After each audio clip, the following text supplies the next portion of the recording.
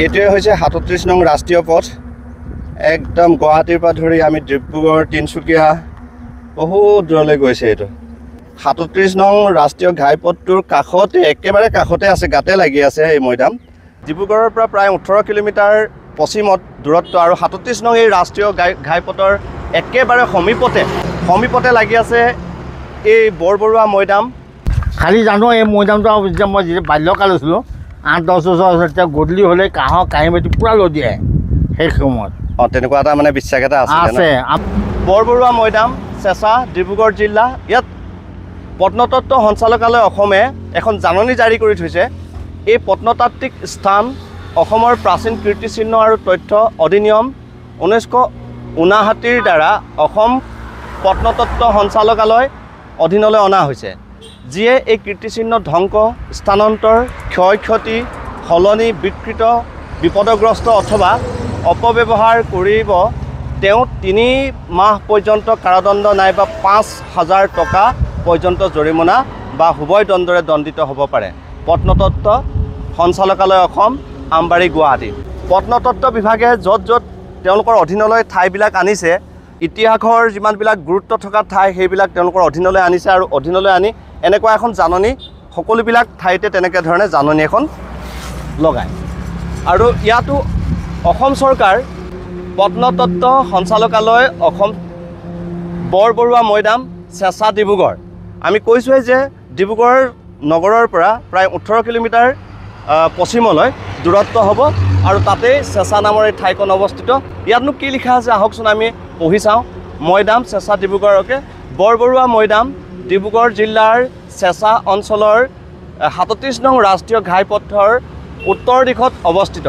এই মৈদামসমূহ আহোম বিষয়া বৰবৰুৱা পৰিয়ালৰ বুলি ইতিহাসবিদসকলে ঠাৱৰ কৰিছে।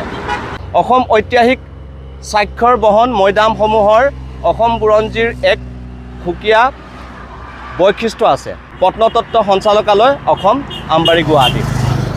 বন্ধুসকল, ইয়াত ৭ বিঘা মাটি পৰিসৰৰ এই মাটি চৰকাৰী মাটি মানে প্ৰত্নতত্ত্ব বিভাগৰ অধীনত আৰু ইয়াত মুঠ ৩টাকৈ মৈদাম আছে। এই মৈদামকেইটা কাৰ কাৰণে আমি ভিতৰত গৈ মৈদামকেইটাৰ বিষয়ে অলপ অধ্যয়ন কৰিম বা আপোনালোকক অৱগত হৈছে। বৰবৰুৱাৰ মৈদাম অঞ্চল হয়নে বাৰু? বৰবৰুৱা অঞ্চল বুলি কয়। বৰবৰুৱা মৈদাম। আচ্ছা, ইয়াৰ এই গোটেই কমিটি কোনোবা আছে যদি আমি নাজানো, কিন্তু এনেকৈ ধৰণে গেট খোলা আছে, সেইকাৰণে আমি গেটেৰে সোমাই যাব বিচাৰিছোঁ। কমিটিৰ পৰা যদিও অনুমতি ল'ব লাগিছিলে, আমি কমিটিৰ কোনো মানুহ ইয়াতে সুবিধাজনক মানুহ নাপালোঁ বা ওচৰতে যোগাযোগ কৰিব নাপালোঁ। সেইকাৰণে যদিও কমিটিৰ কোনো ব্যক্তি বা সদস্যক লগ পোৱা নাই, তথাপিও আমি ভিতৰলৈ প্ৰৱেশ কৰিব বিচাৰিছোঁ। আৰু প্ৰৱেশ কৰাৰ পূৰ্বতে আমাৰ লগত এজন ইয়াৰে স্থানীয় লোক আছে। নামটো কওকচোন দাদা আপোনাৰ? গোপী দাস, আশাপুৰ নতুন গাঁও। আচ্ছা, এই মৈদাম কেইটা আছে ইয়াতে? ৩টা আছে। কাৰ মৈদাম এইকেইটা? আমি জানো মানুহৰ মুখে শুনিছোঁ, মই ধৰক ৰজা মৈদাম, ৰাণী মৈদাম, ৰাণী পুতেকৰ মৈদাম, ৩জন। আচলতে ইয়াত আমি জনামতে বৰবৰুৱা মৈদাম, বৰবৰুৱা পৰিয়ালৰহে মৈদাম হ'ব লাগে। কাৰণ বৰবৰুৱা প্ৰথম কথা হ'ল প্ৰতাপ সিংহ বা চুচেংফাৰ ৰাজত্বকালত পোনপ্ৰথমে মোমাই তামুলী বৰবৰুৱা পদবী সৃষ্টি হৈছিলে আৰু এই মোমাই তামুলীয়ে প্ৰথমজন বৰবৰুৱা আছিলে। তেখেতৰ পাছত পৰৱৰ্তী সময়ত অৱশ্যে বৰবৰুৱা পদবীটো এনেকুৱা ধৰণে বংশানুক্ৰমিক আহি আছে। মই ইয়াতে আপোনালোকক ক'ব বিচাৰিছোঁ বৰবৰুৱা পদটোৰ আহোম শাসনকালত গুৰুত্ব কি আছিলে, সেই কথাটো মই আপোনালোকক অলপ বুজাব বিচাৰিছোঁ। যে আপোনালোকে জানে যিটো সময়ত বৰবৰুৱা পদবী সৃষ্টি কৰিছিলে মোমাই তামুলী বৰবৰুৱাই প্ৰথমজন বৰবৰুৱা আছিল আৰু সেই সময়ত বা ঠিক ওচৰে পাঁজৰে আৰু এটা পদবী সৃষ্টি হৈছিলে। সেই পদবীটো হৈছে বৰফুকন। আৰু বৰফুকন আৰু বৰবৰুৱা দুয়োটা পদবী ক্ষমতাৰ ফালৰ পৰা চাবলৈ গ'লে প্ৰায় সমসাময়িক আছিলে। উজনি অসমৰ কাৰণে বৰবৰুৱা আৰু নামনি অসমৰ কাৰণে বৰফুকন পদবীটোৱে সেই বিষয়বিলাক চোৱা চিতা কৰিছিলে। আৰু এই বৰবৰুৱা পদবীৰ বিষয়াজনক আহোম ৰাজত্বকালৰ বা আহোম প্ৰকাশন ব্যৱস্থাৰ ৰাজহ বিভাগ, বিচাৰ বিভাগ আৰু সামৰিক বিভাগৰ সৰ্বাধিনায়ক বুলি কোৱা হৈছিলে বৰবৰুৱাজনক। আৰু সেই বৰবৰুৱা পৰিয়ালৰ যিমানবিলাক বৰবৰুৱা আছিলে সেই বৰবৰুৱাসকলৰ মৈদামবিলাক ইয়াতে সংৰক্ষিত কৰা হৈছে। আপোনালোকে জানে মৈদামৰ অৰ্থটো কি? মৈদাম মানে হৈছে মাটি, দাম মানে হৈছে দম, অৰ্থাৎ মৃত মানুহক য'ত পুতি এটা দম বান্ধি দিয়া হয় ওখকে, তাকে মৈদাম বুলি কোৱা হয়। আহকচোন আমি ভিতৰলৈ সোমাই যাওঁ।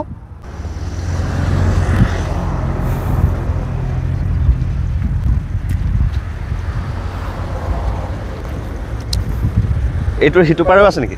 আৰু সিটোৰ পৰা এটা আছে। এই 4টা হ'ব দেখোন তেতিয়া। 3টা। 1 2 3টা। সেইটো নহয়, সৰুটো আমি নাজানো এইবিলাক। এনে সৰু সৰু আপেল ঢেৰ আছে।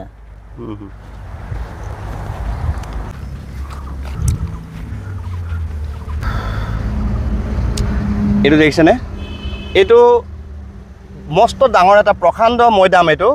আৰু আমাতিয়াছৰ বৰবৰুৱাই তেখেতৰ আহোমৰ দিন নামৰ যিখন গ্ৰন্থখনত কৈছে গোলাঘাটৰ চাৰিঙীয়াৰ যিটো মৈদাম, বদৰী বৰবৰুৱাৰ মৈদাম, সেই সম্পৰ্কত মই পূৰ্বতে আপোনালোকলৈ ভিডিঅ' বনাইছোঁ আৰু ইউটিউবত মেলিছোঁ। তাত কৈছে যে যিটো বদৰী বৰবৰুৱাৰ মৈদাম, সেই মৈদামটো তামোল গছৰ সমান উচ্চতা আছিলে। গতিকে বিভিন্ন কাৰণত পৰৱৰ্তী সময়ত এই মৈদামবিলাক কহি গৈছিলে। আৰু এতিয়া এই হিতেশ্বৰ বৰবৰুৱাই যিষাৰ কথা ক'লে তামোল গছৰ সমান উচ্চতা আছিলে বুলি, সেই কথাটো আমি চাবলৈ গ'লে এই মৈদামটো চালে ইয়াৰ পৰা প্ৰতিপন্ন হয়। এই মৈদামটো দেখিছেনে? যথেষ্ট ওখ এটা গছৰ সমান উচ্চতা বুলি ক'ব পাৰি। ইয়াৰ উচ্চতা ভাবিলে আচৰিত লাগে। নিশ্চয়কৈ সেইটো বৰবৰুৱাসকলৰ বিশেষকৈ খুব গুৰুত্বপূৰ্ণ বা খুব প্ৰখ্যাত কোনোবা বৰবৰুৱাৰে মৈদাম হ'ব। এই মৈদামটো কাৰ অৱশ্যে ইয়াত কোনো নামাকৰণ কৰা হোৱা নাই, সেইটো কাৰণে অলপ দিগদাৰ এটা হয়। এই অঞ্চলটোত এই মৈদামটোৰ উপৰিও আৰু কেইটামান মৈদাম আছে। এইটো এটা অন্যতম উচ্চতাৰ, সেইটো এটা বহুত উচ্চতা দেখিছে। ওপৰত গৰু চৰি আছে। আৰু এই যে ওপৰত দেখিছে এই কঁঠাল গছজোপাৰ আয়ুস বোলে এতিয়া মানে 100 বছৰ বুলি কৈছে। 100 বছৰো অধিক হৈছে। গতিকে এনেকুৱা ধৰণে আচলতে মৈদামবিলাকৰ ওপৰত মানুহ পুতি দিয়াৰ পাছত কি হয়, গছ এজোপা ৰুই দিয়া হয় পূৰ্বতে।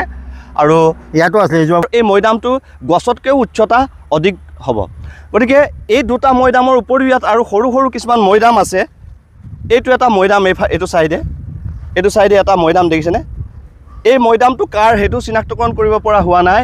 গতিকে ইয়াৰ পৰা অলপ অসুবিধা এটা হয় ক'বলৈ কোন বৰবৰুৱাৰ মৈদাম আছিলে। ইয়াৰ পূৰ্বত মই গোলাঘাটৰ দুটাকে মৈদাম সম্পৰ্কত দুটা ভিডিঅ' বনাইছোঁ। এটা হৈছে বদৰী বৰবৰুৱাৰ মৈদাম আৰু আনটো হৈছে আমাৰ বৰফুকন ঘাটৰ ৰাঙলী আইদেউৰ মৈদাম। ৰাঙলী আইদেউৰ মৈদামত আমি কৈছোঁৱে যে প্ৰতাপ বল্লভ বা কলীয়া ভোমোৰা অথবা গেন্দেলা বৰুৱাৰ মৈদাম আছিলে। আৰু সেই মৈদামটো যদিও ৰাঙলী আইদেউৰ মৈদাম বুলি কোৱা হয়, তাত কিন্তু কলীয়া ভোমোৰাৰ অস্থি আনি তাত মৈদাম দিয়া হৈছিলে বাবে সেই মৈদামটোক কলীয়া ভোমোৰা মৈদাম বুলিও কোৱা হয়। আৰু এই মৈদামৰ উপৰিও দেখিছেনে, এই মৈদামটো এটা বহুত উচ্চতাৰ, নামাকৰণ নথকাৰ বাবে অধিককৈ ক'বলৈ দিগদাৰ হৈছে মৈদামটো আচলতে কাৰ। আৰু এটা এইফালে এই চুকত আৰু এটা মৈদাম আছে। প্ৰিয় বন্ধু বান্ধৱীসকল, এই মৈদাম যিটো চেঁচাত অৱস্থিত, ডিব্ৰুগড় চেঁচাত অৱস্থিত বৰবৰুৱা মৈদাম, এই বৰবৰুৱা মৈদামত মুঠ 7 বিঘাকৈ মাটি আছে, চৰকাৰী মাটি। আৰু এইটো অসম চৰকাৰৰ প্ৰত্নতত্ত্ব বিভাগে সংৰক্ষণ কৰি ৰাখিছে। ডিব্ৰুগড় জিলাৰ কাষতে থকা অন্য এখন জিলা, ঐতিহাসিক প্ৰসিদ্ধ জিলা হৈছে, এইখন হৈছে শিৱসাগৰ জিলা। বৰ্তমান শিৱসাগৰ জিলাৰ আৰু এখন জিলা হ'ল, এইখন হৈছে চৰাইদেউ। আৰু চৰাইদেউত যি মৈদাম আছে, এই মৈদামসমূহ বিশ্বৰ ঐতিহ্য ক্ষেত্ৰ হিচাপে ইতিমধ্যে পৰিচিত হৈছে বা চিহ্নিত হৈছে। গতিকে এই মৈদাম বৰবৰুৱা অঞ্চলত যিমানবিলাক মৈদাম আছে, 4টাকে মৈদাম আমি দেখিলোঁ। এই 4টা মৈদামৰ খনন কাৰ্য আজি পৰ্যন্ত কৰা হোৱা নাই। আৰু সেই মৈদামখিনিক যদি চৰকাৰে উপযুক্ত ব্যৱস্থা লয়, ইয়াত ৰক্ষণাবেক্ষণৰ ব্যৱস্থা যদি কৰে আৰু এটা পৰ্যটনস্থলীলৈ ৰূপান্তৰিত উল্লেখনীয় পদক্ষেপ গ্ৰহণ কৰিব লাগে। আচলতে আজি ৰাতিপুৱা খুব সোনকালে ডিব্ৰুগড়লৈ আহিছিলোঁ বিশেষ ব্যক্তিগত কাৰণত।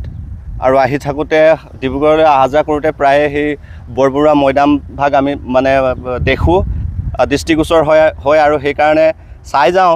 কিন্তু সময় মিলাব নোৱাৰাৰ কাৰণে কোনোদিন ভিডিঅ' কৰিব পৰা নাছিলোঁ।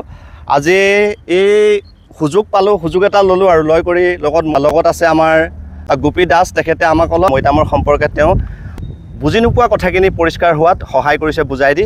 আৰু লগত আছে ববি পিংকু পেগু। ভিডিঅ' কৰি সহায় কৰাৰ বাবে ববি পিংকুক বিশেষভাৱে ধন্যবাদ জনাইছোঁ।